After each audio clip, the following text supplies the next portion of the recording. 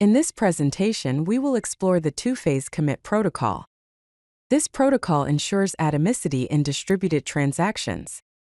Let's begin by understanding how this protocol helps maintain data consistency across multiple systems. Let's define distributed transactions. Distributed transactions are operations that span multiple databases or systems. They must maintain atomicity, consistency, isolation, and durability properties, also known as acid properties, across distributed sites. This requires coordination between different nodes. This faces challenges including network failures, node crashes, and concurrency issues. The atomicity challenge requires that all sites must agree on the outcome, which could be commit or abort. Partial commits lead to data inconsistency. Therefore, we need a protocol to ensure global consensus. Two-phase commit, or 2PC, is one such solution that helps in achieving this. The two-phase commit protocol consists of two distinct phases: the prepare phase and the commit or abort phase. In phase 1, which is the prepare phase, the coordinator sends a prepare message to all participants.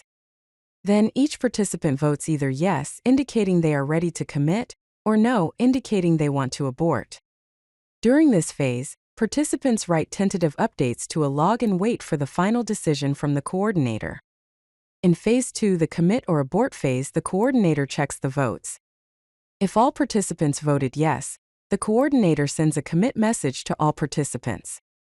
However, if even one participant voted no, the coordinator sends an abort message to all participants. Participants then finalize the changes if a commit message is received, or discard the changes if an abort message is received. Finally, the participants acknowledge the completion of the transaction to the coordinator. Let's delve into the details of phase 1, the prepare phase. First, a transaction begins, and the coordinator sends a prepare message to participant 1 and participant 2. The participants then write to their local logs and prepare to commit. After this, they send their votes, either yes or no, back to the coordinator. The coordinator collects these votes and makes a decision based on the responses from all participants. Now let's examine phase 2, the commit phase, in detail. The coordinator decides to commit because all participants voted yes in the prepare phase. The coordinator sends a global commit message to participant 1 and participant 2. Participants then make the changes permanent and release any locks. Finally, they send an acknowledgement, or ACK, back to the coordinator, indicating that the transaction is complete. Let's consider an abort scenario in the two-phase commit protocol. The transaction begins, and the coordinator sends a prepare message to participant 1 and participant 2. However, participant 1 votes no, indicating that it cannot commit due to a resource conflict or failure. The coordinator then sends a global abort message to both participant 1 and participant 2. As a result, the transaction is aborted. The coordinator's log structure is essential for maintaining the state of transactions. It records all transaction states and is crucial for recovery after failures. The log contains participant information, persists the decision before notification, and is used to resolve in-doubt transactions. Example log entries include the start of transaction, indicated by begin transaction ID, and participant list. After prepare phase, you log a prepare, along with the transaction ID. After collecting votes, you log the decision transaction ID and either commit or abort. Finally, after completion, you log END transaction ID.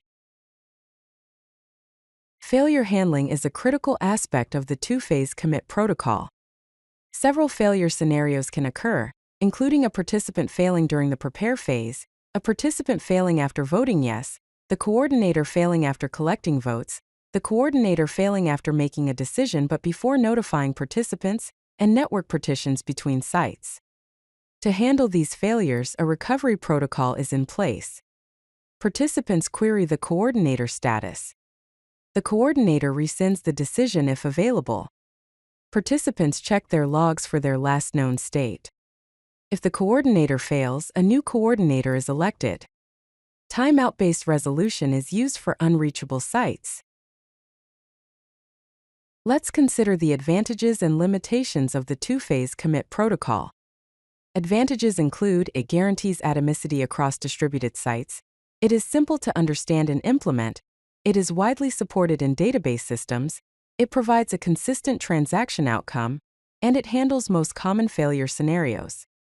Limitations include it is a blocking protocol, meaning that participants wait for the coordinator, it has performance overhead due to multiple message rounds, it is vulnerable to coordinator single point of failure, it locks resources for extended periods, and it doesn't scale well with many participants.